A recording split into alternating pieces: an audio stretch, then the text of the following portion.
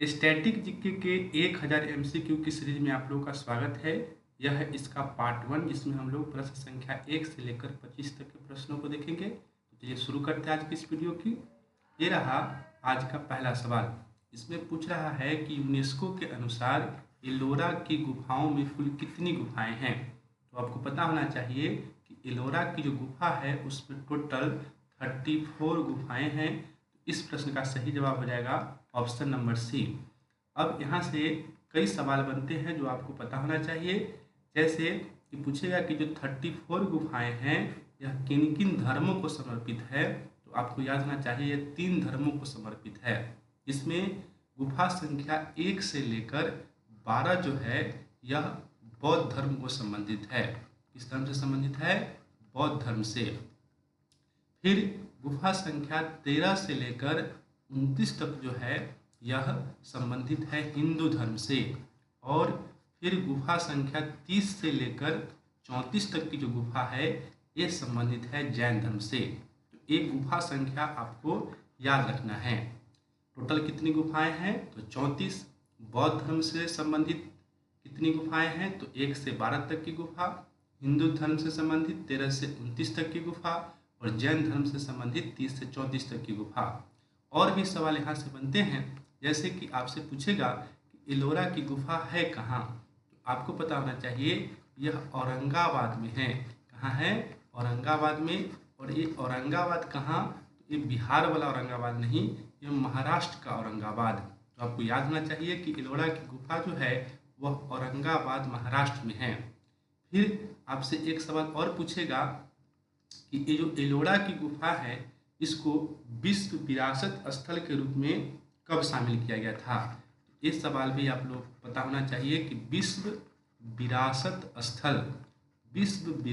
स्थल की सूची में यूनेस्को की गुफा को एलोरा की गुफा को कब शामिल किया गया। तो आपको याद रखना है 1983 ईस्वी में इसको शामिल किया गया।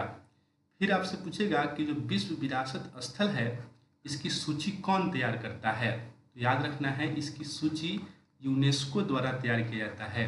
किसके द्वारा तैयार किया जाता है? यूनेस्को के द्वारा। और यूनेस्को से 2 सवाल आपसे पूछेगा। पहला कि यूनेस्को की स्थापना कब हुआ। तो आपको याद रखना है यूनेस्को की स्थापना हुआ था 16 नवंबर 1945 को।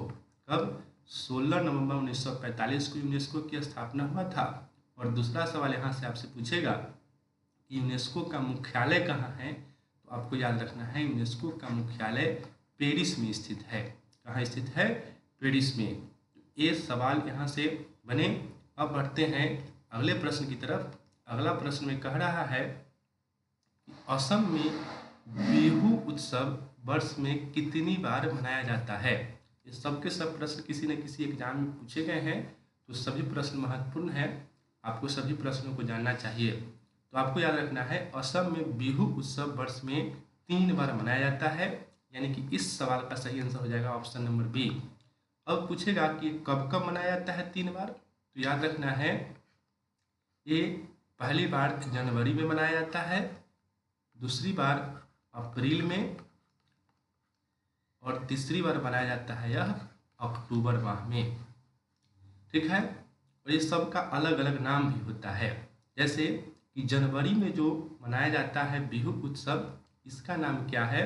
तो आपको याद रखना है जनवरी में जो बिहू उत्सव मनाया जाता है इसे कहा जाता है भोगली। क्या कहा जाता है? भोगली बिहू इसको कहा जाता है। कौन सा बिहू कहा जाता है? भोगली बिहू। और भोगली बिहू की हम लोग माटा बिहू भी कहते हैं। क्या कहते हैं? माटा बिहू। तो याद रखना है जनवरी माह में जो बिहू मनाया जाता है उसे भोगली या माटा बिहू कहते हैं। फिर जो अप्रैल में मनाया जाता है बिहू इसका नाम क्या है। तो आपको याद रखना है अप्रैल में जो बिहू मनाया जाता है उसे हम लोग रंगोली या इसी को बोहाग बिहू कहते हैं। रंगोली या बोहाग बिहू इसी को बोला जाता है। और फिर अगर पूछेगा कि अक्टूबर में जो बिहू मनाया जाता है इसको क्या कहते हैं। तो आपको याद रखना है इसे कोगाली या काटी बिहू कहते हैं। तो कोगाली या काटी बिहू अक्टूबर में मनाया जाता है। ये सारी बातें आप लोगों को पता होनी चाहिए। सारे प्रश्न बहुत अधिक महत्वपूर्ण हैं। अब बढ़ते हैं नेक्स्ट क्वेश्चन की तरफ। नेक्स्ट क्वेश्चन में पूछ रहा है कि भारतीय राष्ट्रीय ध्वज में अशोक चक्र क्या दर्शाता है। तो आपको याद रखना है, भारतीय राष्ट्रीय ध्वज में अशोक चक्र जो है वह धर्म के नियम का चक्र है। इसका चक्र है तो धर्म के नियम का यह चक्र है। तो इस प्रश्न का जो सही जवाब हो जाएगा ऑप्शन नंबर बी। अब राष्ट्रीय ध्वज से जुड़ा हुआ कई सवाल है जो आप लोग को याद रखना है। जैसे पहला क्वेश्चन तो ये पूछेगा कि राष्ट्रीय ध्वज का नाम क्या है। ये सभी लोग बचपन से पढ़ते आ रहे हैं कि राष्ट्रीय ध्वज का नाम है तिरंगा। राष्ट्रीय ध्वज का नाम क्या है? तिरंगा। फिर दूसरा सवाल आपसे पूछेगा ये जो अशोक चक्र है इसमें कुल मिलाकर तिलियों की संख्या कितनी है। चक्र में जो तिली है तो तिलियों की संख्या एग्जाम में पूछता है। तो आपको याद रखना है तिलियों की संख्या जो है इसमें 24 है, 24 है। फिर आपसे क्वेश्चन पूछेगा कि ये जो तिरंगा है इस तिरंगा का डिजाइन किसने तैयार किया था। ये बहुत ही महत्वपूर्ण क्वेश्चन है, कई बार पूछता है। तिरंगा का डिजाइन तैयार किया गया था पिंगली वेंकैया के द्वारा। किसके द्वारा? पिंगली वेंकैया। तो ये भी बहुत महत्वपूर्ण प्रश्न हो गया। पिंगली वेंकैया ने राष्ट्रीय ध्वज का डिजाइन तैयार किया था। तिरंगा से ही एक सवाल आपसे पूछेगा कि इस तिरंगा को सबसे पहले कब फहराया गया। सबसे पहले कब नहीं, मतलब किसने फहराया, ये सवाल पूछता है कि सबसे पहले इसे किसने फहराया था। तो आपको याद रखना है सबसे पहले इसको फहराया था किसने? मैडम भिकाजी कामा ने। मैडम भिकाजी कामा, ये बहुत ही इम्पोर्टेंट नाम है। पिंगली वेंकैया ने डिजाइन तैयार किया था और मैडम भिकाजी कामा ने इसको सबसे पहले फहराया था। कहाँ फहराया था? तो याद रखना है स्टुटगार्ट में। कहाँ फहराया था? स्टुटगार्ट में। और पूछेगा कि स्टुटगार्ट है कहाँ, तो ये जो स्टुटगार्ट है यह जर्मनी में है। स्टुटगार्ट कहाँ है? जर्मनी में। तो जर्मनी के स्टुटगार्ट में मैडम भिकाजी कामा ने सबसे पहले तिरंगा को फहराया था। तो ये भी आपको याद रखना है। और तिरंगा से ही एक सवाल और याद रखना है कि इसको संविधान सभा ने कब अपनाया था। इसको संविधान सभा ने कब अपनाया था? तो याद रखना है 22 जुलाई 1947। 22 जुलाई 1947 को तिरंगा को संविधान सभा ने अपनाया था। तो ये सारे प्रश्न यहाँ से आप लोग को याद रखने हैं। अब बढ़ेंगे हम लोग नेक्स्ट क्वेश्चन की तरफ। क्वेश्चन नंबर 4 कहता है कि भारतीय पशु कल्याण बोर्ड की स्थापना किस वर्ष हुई थी। तो याद रखना है भारतीय पशु कल्याण बोर्ड की स्थापना हुई थी 1962 ईस्वी में। कब हुई थी? 1962 ईस्वी में। डी इस प्रश्न का सही जवाब हो गया। अब भारतीय पशु कल्याण बोर्ड से 2 सवाल आपको और याद रखना है। पहला कि इसका मुख्यालय कहाँ है। इसका मुख्यालय यानी कि हेड क्वार्टर कहाँ है? याद रखना है बल्लभगढ़ में है। कहाँ है? बल्लभगढ़। ये बल्लभगढ़ कहाँ है? तो ये जो बल्लभगढ़ है यह हरियाणा में है। कहाँ है? हरियाणा। तो ये आपको याद हो गया होगा। भारतीय पशु कल्याण बोर्ड का मुख्यालय पूछेगा, आप बताएंगे बल्लभगढ़ हरियाणा। दूसरा कि ये भारतीय पशु कल्याण बोर्ड है इसकी संस्थापक कौन है। तो इसके संस्थापक का नाम है रुक्मिणी देवी अरुंडेल। क्या नाम है? रुक्मिणी देवी अरुंडेल। तो समझ गए आप लोग। रुक्मिणी देवी अरुंडेल जो है भारतीय पशु कल्याण बोर्ड की संस्थापक हैं। अगला सवाल की तरफ बढ़ेंगे। अगला सवाल है 5 नंबर। इसमें कहता है कि स्वर्ण मंदिर की आधारशिला किसने रखी थी। तो स्वर्ण मंदिर की आधारशिला रखी गई थी हजरत मियाँ मीर जी के द्वारा। तो इस प्रश्न का सही जवाब हो जाएगा ऑप्शन नंबर सी। अब स्वर्ण मंदिर से कई सवाल बनते हैं। स्वर्ण मंदिर से पहला सवाल तो ये बनता है कि कहाँ स्थित है। तो सबको पता होना चाहिए कि स्वर्ण मंदिर जो है यह अमृतसर में स्थित है। कहाँ स्थित है? अमृतसर में। दूसरा क्वेश्चन कि इसका निर्माण कार्य किसने शुरू करवाया था? निर्माण कार्य शुरू किसने करवाया था, है ना। दो सवाल है कि इसका निर्माण कार्य शुरू किसने करवाया और दूसरा कि निर्माण कार्य पूर्ण किसने करवाया। तो पूछेगा कि निर्माण कार्य शुरू किसने करवाया, तो आप बताएंगे गुरु रामदास। गुरु रामदास ने स्वर्ण मंदिर का निर्माण कार्य शुरू करवाया था। कब? तो याद रखना है 1574 ईस्वी में। 1574 ईस्वी में गुरु रामदास ने स्वर्ण मंदिर का निर्माण कार्य शुरू करवाया, लेकिन इसको पूर्ण करवाया था गुरु अर्जुन देव ने। चौथे गुरु थे रामदास और पांचवें गुरु थे अर्जुन देव। तो अर्जुन देव ने स्वर्ण मंदिर का निर्माण कार्य पूर्ण करवाया था। पूछा कि कब? तो याद रखना है 1604 ईस्वी में। कब? 1604 ईस्वी में स्वर्ण मंदिर बनकर तैयार हुआ था। तो यहाँ से ये सारे प्रश्न याद रखने हैं। स्वर्ण मंदिर की आधारशिला रखा है हजरत मियाँ मीर ने। इसका निर्माण कार्य शुरू करवाया गुरु रामदास ने 1574 ईस्वी में और यह बनकर तैयार हुआ 1604 ईस्वी में, यानी कि निर्माण कार्य पूरा करवाया किसने? गुरु अर्जुन देव ने। अगला सवाल की तरफ बढ़ेंगे। अगला सवाल में आप लोगों को बताना है कागज का आविष्कार किसने किया। बहुत ही महत्वपूर्ण प्रश्न, रोज कागज पर लिखते हैं और ये पता नहीं होता है कि कागज का आविष्कार आखिर किया किसने। तो कागज का आविष्कार किया था कै लुन ने। किसने? कै लुन ने। तो सही जवाब इसका हो जाएगा ऑप्शन नंबर डी। अब यहाँ से एक दो सवाल आपको याद रखने हैं। पूछा कि कागज का आविष्कार कब हुआ था, कै लुन ने कब आविष्कार किया था। ये सवाल भी पूछा हुआ है 105 ईस्वी में। ये भी पूछा हुआ है कि कागज का आविष्कार किसने किया, तो कै लुन ने। कब किया ये भी पूछा है एसएससी में, तो 105 ईस्वी में किया। और ये भी पूछा है किस देश के थे कै लुन, यानी किस देश में कागज का आविष्कार हुआ। तो याद रखना है चीन में कागज का आविष्कार हुआ था। तो यहाँ से इन सारी बातों को याद रखना है। नेक्स्ट क्वेश्चन में चलेंगे। इसमें पूछता है कि उम्मेद भवन पैलेस किस शहर में स्थित है। तो उम्मेद भवन पैलेस जो है यह स्थित है जोधपुर में। तो बी इस सवाल का राइट आंसर हो जाएगा। और जोधपुर तो आप लोगों को पता ही है कि राजस्थान में स्थित है। कहाँ स्थित है? राजस्थान में। नेक्स्ट क्वेश्चन की तरफ बढ़ेंगे। नेक्स्ट क्वेश्चन कहता है कि हिंदू कैलेंडर के किस दिन होली का त्यौहार मनाया जाता है। तो होली का त्यौहार जो है वह फागुन पूर्णिमा के दिन मनाया जाता है। किस दिन मनाया जाता है? फागुन पूर्णिमा के दिन। तो डी इस प्रश्न का सही आंसर हो जाएगा।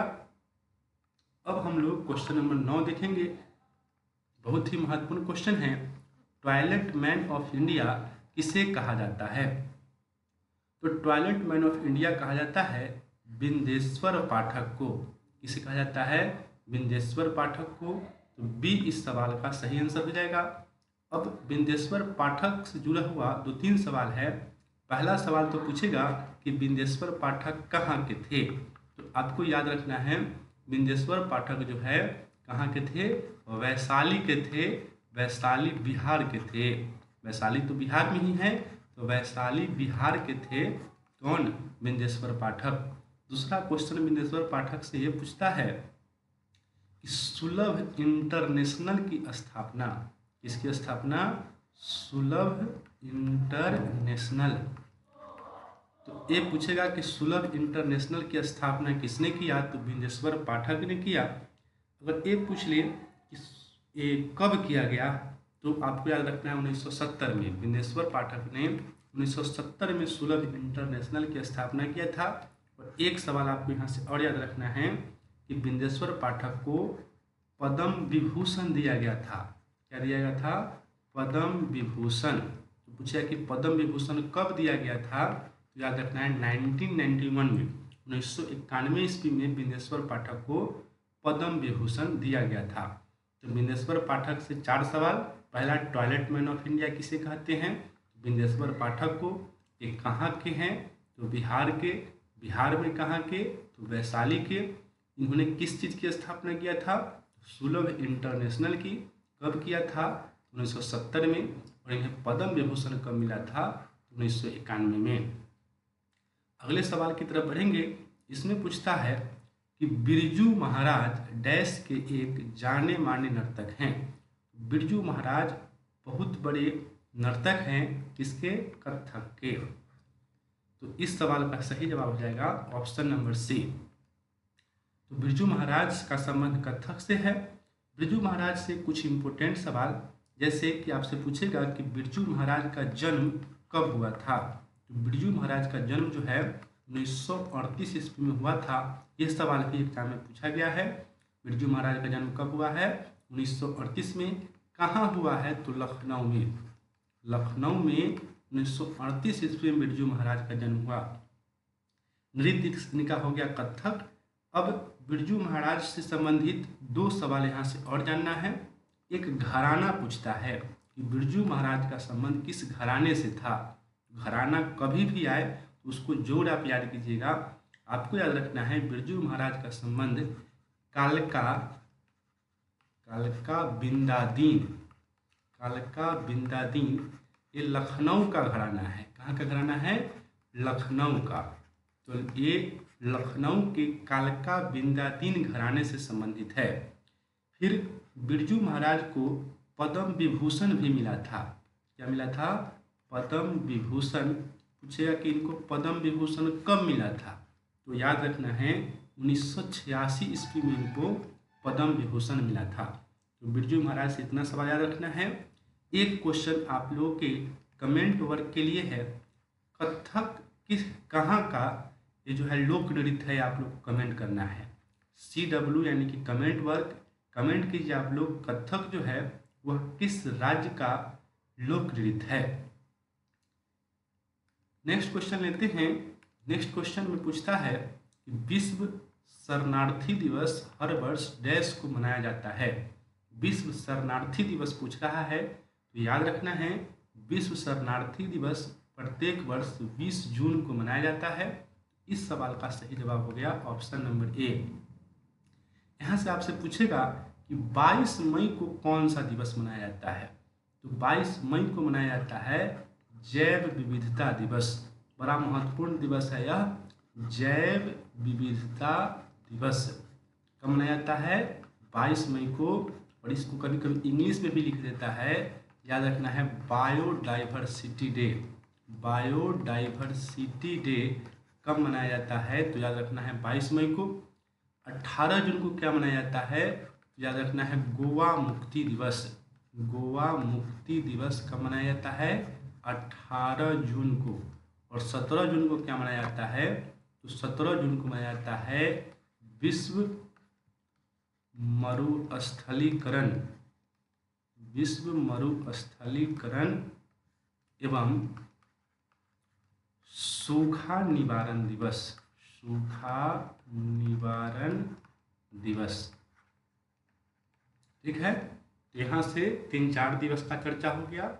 विश्व शरणार्थी दिवस 20 जून को, जैव विविधता दिवस 22 मई को, गोवा मुक्ति दिवस 18 जून को, विश्व मरुस्थलीकरण एवं सूखा निवारण दिवस 17 जून को। अब अगले सवाल की तरफ बढ़ेंगे। इसमें पूछ रहा है भीमराव अंबेडकर बहुउद्देशीय स्टेडियम कहाँ स्थित है। बड़ा ही महत्वपूर्ण क्वेश्चन है, भीमराव अंबेडकर बहुउद्देशीय स्टेडियम कहाँ स्थित है। राइट आंसर होगा ऑप्शन नंबर ए, हैदराबाद में। ये इसका सही जवाब हो गया। अब बात भीमराव अंबेडकर की चली है, इनसे जुड़े हुए तो 4 सवाल देख लेते हैं। जैसे कि पहला सवाल कि इनका जन्म जो है वह कब हुआ था। तो याद रखना है भीमराव अंबेडकर का जन्म हुआ था 14 अप्रैल। कब? 14 अप्रैल 1891 ईस्वी में। 14 अप्रैल 1891 ईस्वी को जन्म हुआ था किनका? भीमराव अंबेडकर का। तो बड़ा ही महत्वपूर्ण क्वेश्चन है। अगर पूछेगा कि इनका जन्म कहाँ हुआ था, दूसरा सवाल कि इनका जन्म कहाँ हुआ था, तो इनका जन्म हुआ था मऊ में। कहाँ हुआ था? मऊ में। ये मऊ है कहाँ? तो MP में, मध्य प्रदेश में। तो MP के मऊ में इनका जन्म हुआ था 14 अप्रैल 1891 ईस्वी को। तीसरा क्वेश्चन यहाँ से आपको याद रखना है आपसे पूछेगा कि इनकी मृत्यु कब हुई थी। भीमराव अंबेडकर की मृत्यु कब हुई थी। तो इनकी जो मृत्यु हुई थी वह 1956 ईस्वी में हुई थी।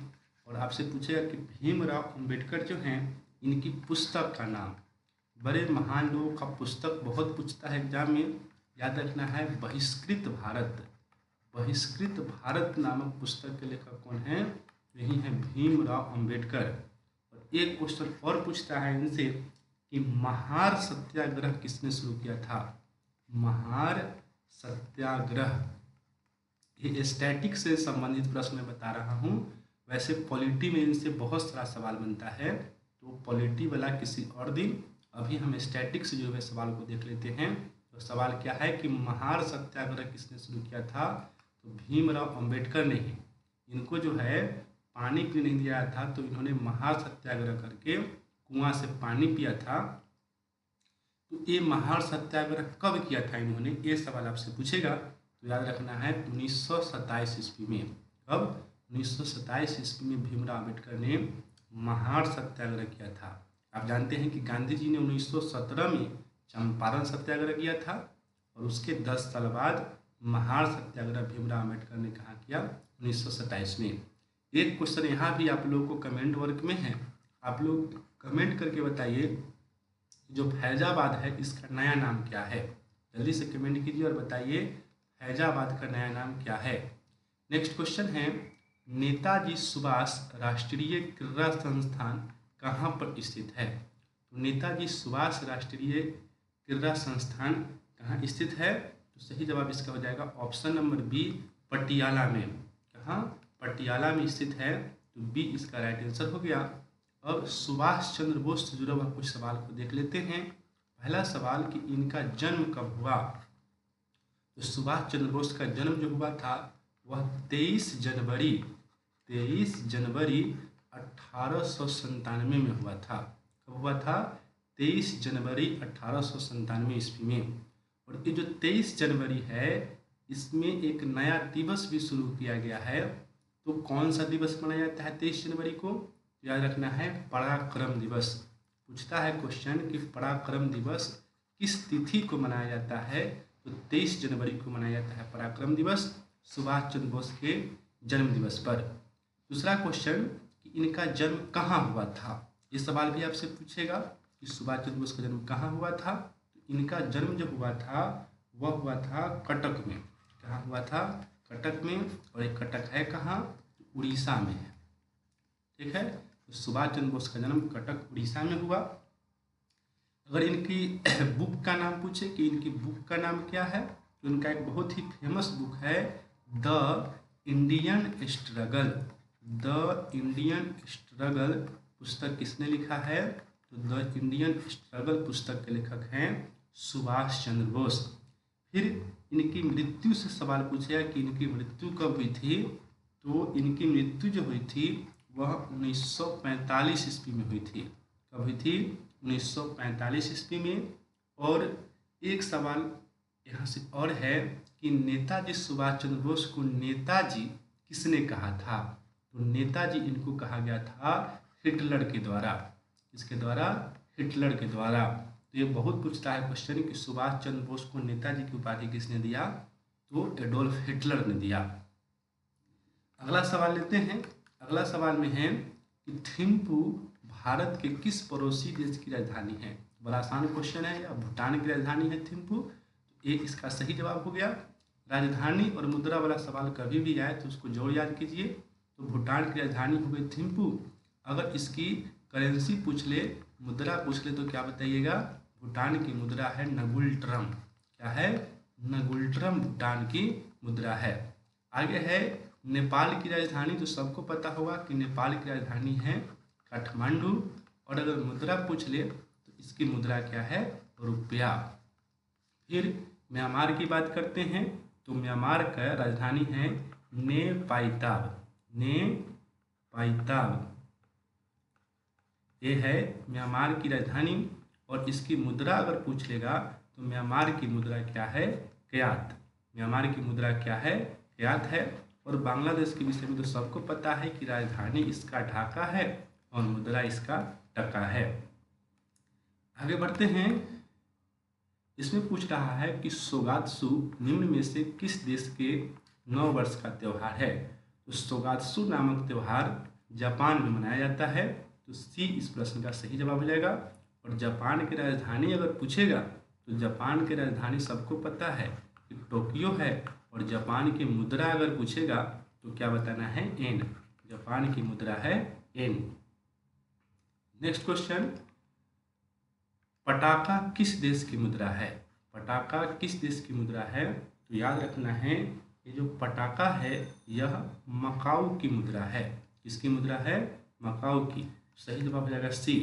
अगर आप लोगों से पूछे कि मकाऊ की राजधानी कहाँ है, मकाऊ की राजधानी अगर पूछेगा तो क्या बताएंगे। मकाऊ की राजधानी मकाऊ ही है। मकाऊ देश की राजधानी कहाँ है, तो मकाऊ ही है। इसकी मुद्रा कहाँ है, तो यह पटाखा। पनामा की बात करें तो पनामा की राजधानी अगर कभी आपसे पूछ ले, यह क्वेश्चन बिहार एसएससी में पूछा हुआ है कि पनामा की राजधानी कहाँ है, तो याद रखना है पनामा की राजधानी है पनामा सिटी। पनामा की राजधानी कहाँ है, पनामा सिटी है। और अगर इसकी मुद्रा पूछ ले कि पनामा की मुद्रा क्या है, तो याद रखना है बालबोआ। बालबोआ यही है पनामा की मुद्रा। मकाऊ का हो गया, मकाऊ की राजधानी मकाऊ, मुद्रा पटाखा। मेक्सिको की बात करें तो मेक्सिको की राजधानी कहाँ है, तो मेक्सिको की राजधानी मेक्सिको सिटी ही है। मेक्सिको की राजधानी कहाँ है, मेक्सिको सिटी। और इसकी मुद्रा अगर पूछेगा तो याद रखना है पीसो। पीसो जो है मेक्सिको सिटी, मेक्सिको की क्या है, मुद्रा है। अब बात कर लेते हैं लाओस की। तो लाओस जो है इसकी राजधानी बहुत महत्वपूर्ण है। इसकी राजधानी है वियंतियान। वियंतियान, लाओस की राजधानी कहाँ है, वियंतियान। और इसकी मुद्रा अगर पूछेगा तो क्या बताना है, न्यूकी पलाओ।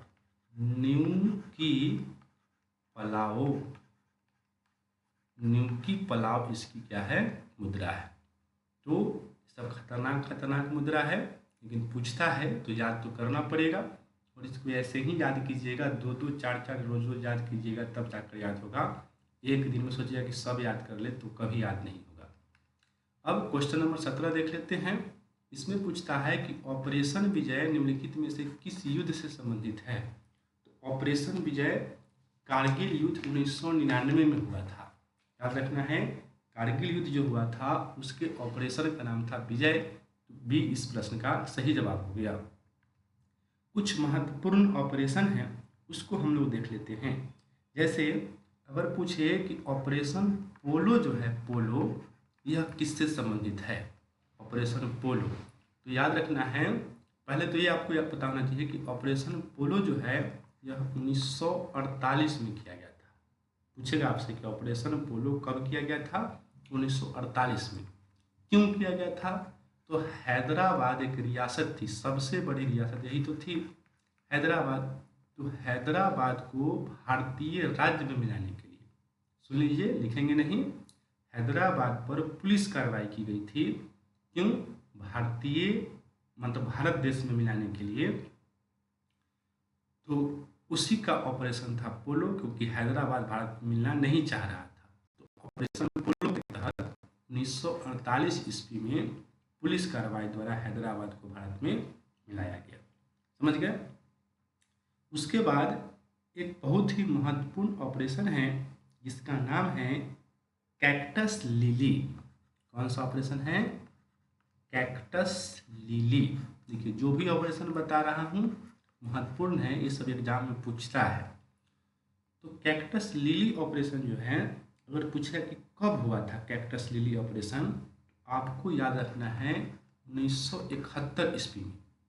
कब हुआ था, 1971 ईस्वी में। क्यों हुआ था, तो ये मेघना नदी को पार करने के लिए किया गया था। बांग्लादेश को आज़ादी दिलवाने में भारत की महत्वपूर्ण भूमिका थी। इंडियन एयरफोर्स मेघना नदी को पार कर रही थी, उसके लिए ऑपरेशन किया गया था कैक्टस लिली। तो कैक्टस लिली समझ गया। कैक्टस लिली 1971 में हुआ, जिस समय भारत बांग्लादेश को आज़ादी दिलाने के लिए सपोर्ट कर रहा था। और यह cactus lily operation Indian air force के द्वारा किया गया था।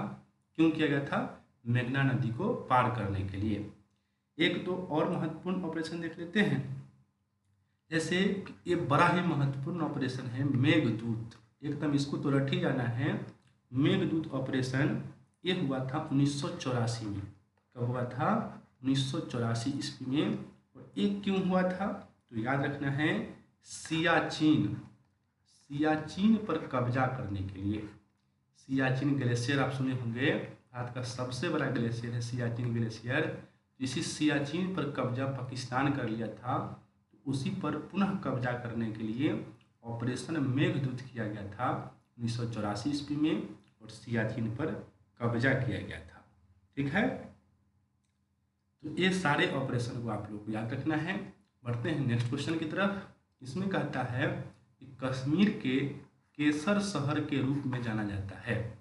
तो कश्मीर के केसर शहर किसे कहा जाता है? या तो आप जानते होंगे कि सबसे अधिक केसर का उत्पादन कश्मीर में होता है, लेकिन शहर का नाम पूछ रहा है कि केसर शहर किसको बोलते हैं। याद रखना है, पंपोर को बोलते हैं। केसर शहर किसको बोलते हैं? तो ये बोलते हैं पंपोर को। और ये तो आप जानते ही हैं कि केसर को जीआई टैग मिल चुका है, तो कश्मीरी केसर को जीआई टैग मिल चुका है, ये भी आपको पता होना चाहिए। और केसर शहर किसे कहते हैं? ये बोलते हैं पंपोर को। अगला सवाल 19 नंबर है। इसमें पूछता है कि निम्नलिखित में कौन सा संग्रहालय केरल में स्थित है? कौन सा संग्रहालय केरल में स्थित है, ये पूछ रहा है। तो याद रखना है, नेपियर संग्रहालय। कौन सा संग्रहालय? नेपियर संग्रहालय कहाँ स्थित है? तो ये केरल में स्थित है। तो डी इसका सही जवाब हो गया। अगर पूछे कि अल्बर्ट हॉल संग्रहालय कहाँ है? अल्बर्ट हॉल संग्रहालय याद रखना है, यह जयपुर राजस्थान में है। कहाँ है? जयपुर राजस्थान में। सालार जंग संग्रहालय ये बहुत पूछता है, सालार जंग संग्रहालय कहाँ है? याद रखना है, ये है हैदराबाद में। कहाँ है? हैदराबाद में। और फिर अगर पूछे कि दक्षिण चित्र संग्रहालय कहाँ है, तो जो दक्षिण चित्र संग्रहालय है ये स्थित है आपको तमिलनाडु में। कहाँ स्थित है? तमिलनाडु में। तो ये संग्रहालय से जुड़ा हुआ सवाल हुआ, म्यूजियम से जुड़ा हुआ सवाल हुआ। नेक्स्ट क्वेश्चन, इसमें पूछता है कि पन्ना लाल घोष निम्नलिखित में से कौन सा वाद्य यंत्र बजाते थे? तो पन्ना लाल घोष बांसुरी वादक थे, ये इस सवाल का सही जवाब हो जाएगा। पन्ना लाल घोष का संबंध किससे है? बांसुरी वादन से। कुछ महत्वपूर्ण व्यक्ति हैं जिनसे जुड़ा हुआ आपको याद रखना है, इनका संबंध किनसे है। एक तो अभी आप सीख लिए कि पन्ना लाल घोष बांसुरी बजाते थे। अगर पूछे कि अल्लाह रखा खान, इनका संबंध किस वाद्य यंत्र से है? तो याद रखना है, अल्लाह रखा खान तबला वादक थे। ये क्या वादक थे? तबला। फिर अगर पूछे आपसे कि पंडित रविशंकर का संबंध किस वाद्य यंत्र से है, तो पंडित रविशंकर क्या बजाते थे? ये संतूर बजाते थे। ठीक है, पंडित रविशंकर क्या बजाते थे? संतूर। फिर नहीं, संतूर नहीं, मैंने गलती बता दिया, ये संतूर नहीं बल्कि सितार बजाते थे। पंडित रविशंकर क्या बजाते थे? सितार। ठीक है, अगर पूछा कि पंडित शिव कुमार शर्मा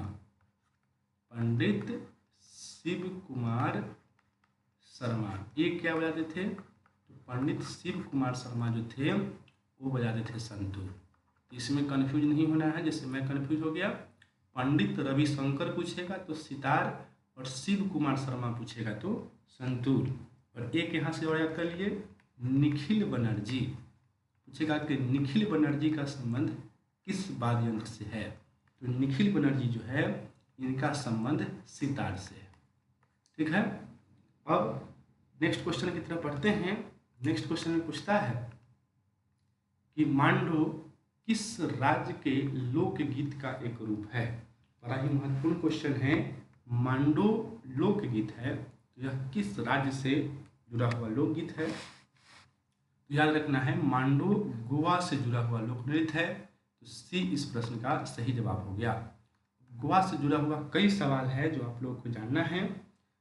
पहला सवाल गोवा से है अगर आपसे पूछे कि गोवा का उपनिवेश किसने किया था, मतलब किस यूरोपियन ने किया था, पुर्तगालियों ने, अंग्रेजों ने या किसने, तो याद रखना है गोवा का उपनिवेश किसके द्वारा किया गया था, पुर्तगालियों के द्वारा किया गया था।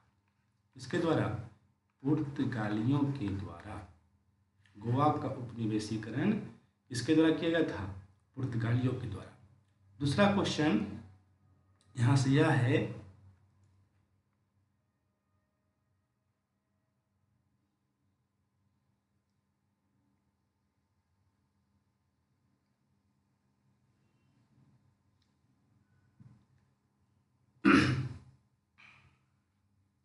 चलिए फिर से देखते हैं।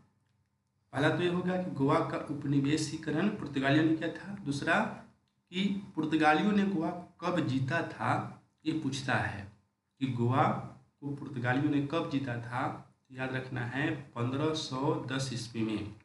कब, 1510 ईस्वी में पूछेगा कि किसने जीता था, गोवा को किसने जीत लिया था। तो याद रखना है अल्बुकर्क, ये था पुर्तगाली वायसराय, पूरा नाम है अल्फांसो डी अल्बुकर्क। तो अल्बुकर्क ने 1510 ईस्वी में गोवा को जीता था। फिर पूछा कि किससे जीता था, तो याद रखना है आदिल शाह से, यूसुफ आदिल शाह से जीत लिया था अल्बुकर्क ने, किसको, गोवा को। तीसरा क्वेश्चन कि पुर्तगालियों ने गोवा को राजधानी कब बनाई थी, ये भी आपसे पूछेगा कि पुर्तगालियों ने गोवा को राजधानी कब बनाई थी। तो याद रखना है पुर्तगालियों ने गोवा को राजधानी बनाया था कब, 1530 ईस्वी में। और वायसराय का नाम अगर पूछ ले कि किस वायसराय ने बनाया था, तो Nino da Cunha, Nino da Cunha जो था, इसी ने गोवा को पुर्तगालियों की राजधानी बना दिया था। फिर आपसे पूछेगा कि गोवा को मतलब केंद्र शासित प्रदेश कब बनाया गया। अभी तो गोवा एक राज्य है, लेकिन पहले यह केंद्र शासित प्रदेश हुआ करता था। तो पूछेगा आपसे कि गोवा को केंद्र शासित प्रदेश कब बनाया गया। याद रखना है 1962 ईस्वी में।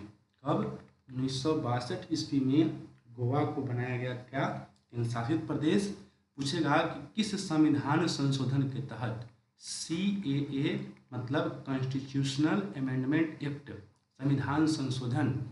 याद रखना है गोवा को केंद्र शासित प्रदेश बनाया गया था 12वां संविधान संशोधन के तहत। बड़ा ही महत्वपूर्ण क्वेश्चन है, गोवा को किस संविधान संशोधन के तहत केंद्र शासित प्रदेश बनाया गया था, तो 12वां संविधान संशोधन के तहत। कब, तो 1962 ईस्वी में। और यहाँ से पांचवा सवाल बड़ा ही महत्वपूर्ण है, गोवा को पूर्ण राज्य का दर्जा कब दिया गया। अभी तो गोवा राज्य ही है, तो पूछा कि गोवा को पूर्ण राज्य कब बनाया गया। याद रखना है 1987 ईस्वी में। और फिर वही बात कि किस कॉन्स्टिट्यूशनल अमेंडमेंट एक्ट के द्वारा, ये भी आपको पता होना चाहिए, 56वां संविधान संशोधन के तहत गोवा को पूर्ण राज्य बनाया गया। तो गोवा को पहले केंद्र शासित प्रदेश बनाया गया था 1962 में 12वें संविधान संशोधन के तहत। फिर इसको पूर्ण राज्य 1987 में बनाया गया 56वें संविधान संशोधन के तहत। तो ये सारी बात गोवा से आप लोग को याद रखनी है। अब हम लोग अगले सवाल की तरफ बढ़ते हैं। इसमें पूछता है कि पुलित्जर पुरस्कार प्राप्त करने वाले प्रथम भारतीय कौन थे। तो बड़ा ही महत्वपूर्ण क्वेश्चन है। सबसे पहले पुलित्जर पुरस्कार मिला था गोविंद बिहारी लाल को। तो इसका आंसर हो जाएगा option number D, Govind Bihari Lal को सबसे पहले पुलित्जर पुरस्कार दिया गया था। तो ये आपको याद रखना है। फिर आपसे पूछेगा कि पुलित्जर पुरस्कार की शुरुआत कब हुई थी। बहुत महत्वपूर्ण क्वेश्चन, पुलित्जर पुरस्कार की शुरुआत कब हुई थी। याद रखना है 1917 में जोसेफ पुलित्जर जो हैं, उन्होंने पुलित्जर पुरस्कार की शुरुआत किया था। और कब, तो 1917 में। और इसका क्षेत्र पूछेगा कि पुलित्जर पुरस्कार किस क्षेत्र में दिया जाता है। याद रखना है पत्रकारिता के क्षेत्र में दिया जाता है। इस क्षेत्र में पत्रकारिता के क्षेत्र में पुलित्जर पुरस्कार दिया जाता है। और एक बात और आपको याद होना चाहिए कि पुलित्जर पुरस्कार जो है, इसमें इनामी राशि कितनी मिलती है, इनामी राशि। तो इसमें इनामी राशि के तौर पर $10,000 दिया जाता है। कितना डॉलर, $10,000। ठीक है। अगला सवाल लीजिए। अगला सवाल में आप लोग बताइए कि सबसे पहले पाई के मान की गणना किसने की थी। तो पाई जिसका मान हम लोग 22/7 या 3.14 लेते हैं, तो इसकी गणना सबसे पहले किया गया था आर्यभट्ट के द्वारा। किसके द्वारा? आर्यभट्ट के द्वारा। तो सही जवाब हो जाएगा ऑप्शन नंबर बी। आर्यभट्ट से 2 सवाल पूछेगा कि जीरो की खोज किसने किया, तो आर्यभट्ट, और बीज गणित की खोज किसने किया, तो आर्यभट्ट। तो पाई का मान आर्यभट्ट ने सबसे पहले ज्ञात किया, जीरो की खोज आर्यभट्ट ने किया, और बीज गणित के भी संस्थापक कौन माने जाते हैं? आर्यभट्ट माने जाते हैं। अगला सवाल 24 नंबर में है कि बचपन बचाओ आंदोलन के संस्थापक कौन हैं। तो बचपन बचाओ आंदोलन की शुरुआत किया गया था कैलाश सत्यार्थी के द्वारा। किसके द्वारा? कैलाश सत्यार्थी ने शुरू किया था बचपन बचाओ आंदोलन। पूछेगा कि कब बचपन बचाओ आंदोलन की शुरुआत कब हुई थी, तो याद रखना है 1980 ईस्वी में। और एक कैलाश सत्यार्थी हैं, भारतीय हैं, इनको नोबेल पुरस्कार भी मिला हुआ है। ठीक है। तो पूछेगा आपसे कि इनको नोबेल पुरस्कार कब मिला, याद रखना है 2014 में इनको नोबेल पुरस्कार मिला। कैलाश सत्यार्थी को नोबेल पुरस्कार कब मिला? 2014 में। अब आज के वीडियो का आखिरी क्वेश्चन, इसमें आप लोगों को बताना है कि म्यांमार का प्रमुख धर्म कौन सा है। तो म्यांमार का प्रमुख धर्म कौन है? बौद्ध धर्म। डी इसका सही जवाब हो गया। तो आपको याद रखना है म्यांमार का प्रमुख धर्म कौन है, तो ये है कौन? बौद्ध धर्म। म्यांमार से जुड़ा हुआ कुछ सवाल देख लेते हैं। जैसे पूछे कि म्यांमार का पुराना नाम, म्यांमार का पुराना नाम क्या था? याद रखना है म्यांमार का पुराना नाम था बर्मा। म्यांमार का पुराना नाम क्या था? बर्मा था। एक क्वेश्चन ये भी पूछेगा आपसे कि ब्रह्मा या पैगोडा का देश किसे कहा जाता है। ब्रह्मा या पैगोडा का देश किसे कहा जाता है, तो ये म्यांमार को ही कहा जाता है। क्या कहा जाता है? ब्रह्मा या पैगोडा का देश। और एक क्वेश्चन आपसे पूछेगा कि म्यांमार भारत से अलग कैसे होता है। म्यांमार जो है वो भारत का पड़ोसी राज्य में आता है, तो ये भारत से अलग कैसे होता है। तो 2 बातें इसमें आपको याद रखनी है। एक है पर्वत जिसका नाम है पटकोई बूम पर्वत। कौन सा पर्वत? पटकोई बूम पर्वत। और दूसरा है बंगाल की खाड़ी। तो ये दोनों भारत और म्यांमार को अलग करते हैं। एक पर्वत पटकोई बूम पर्वत, और दूसरा खाड़ी, कौन सी खाड़ी? बंगाल की खाड़ी। राजधानी करेंसी मैंने बता ही दिया है। एक क्वेश्चन और आपसे पूछेगा कि किस अधिनियम के तहत म्यांमार को भारत से अलग किया गया था। ब्रिटिश भारत में म्यांमार भारत का ही अंग था, तो इसको किस अधिनियम के तहत भारत से अलग किया गया है, तो याद रखना है 1935 में जो हुआ था भारत शासन अधिनियम, 1935 के भारत शासन अधिनियम के तहत इसको भारत से अलग करने की घोषणा की गई थी। ये भी आपको याद रखना है। और ये सवाल पूछा हुआ है एसएससी में ही कि म्यांमार को भारत से अलग किस अधिनियम के तहत किया गया, तो 1935 के भारत शासन अधिनियम के तहत। तो ये थे 25 महत्वपूर्ण स्टैटिक जीके के प्रश्न। कहने के तो ये 25 हैं, लेकिन सैकड़ों क्वेश्चन इसमें आप लोगों ने देखा। उम्मीद करते हैं कि आपको वीडियो पसंद आया होगा। फिर मिलते हैं पार्ट 2 के साथ। तब तक के लिए धन्यवाद।